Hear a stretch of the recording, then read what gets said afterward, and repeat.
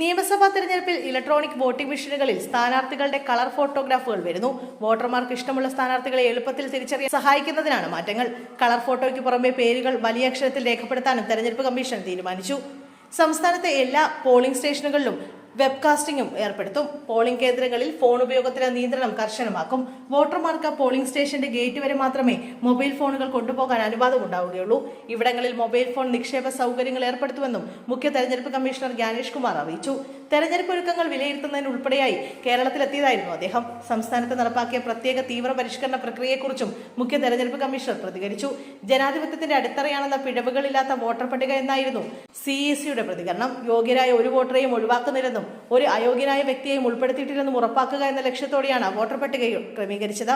തെരഞ്ഞെടുപ്പ് സമയത്ത് തത്സമയം ലംഘനങ്ങൾ റിപ്പോർട്ട് ചെയ്യാൻ പൗരന്മാർക്ക് അവസരം നൽകുന്ന CVGIL ആപ്പ് പരമാവധി പ്രയോജനപ്പെടുത്തണമെന്ന് കമ്മീഷൻ അഭ്യർത്ഥിച്ചു. ആക്ഷേപങ്ങൾക്ക് 100 മിനിറ്റിൽ പരിഹാരം ഉറപ്പാക്കുക എന്ന ലക്ഷ്യത്തോടെയാണ് പദ്ധതി നടപ്പാക്കുന്നത്.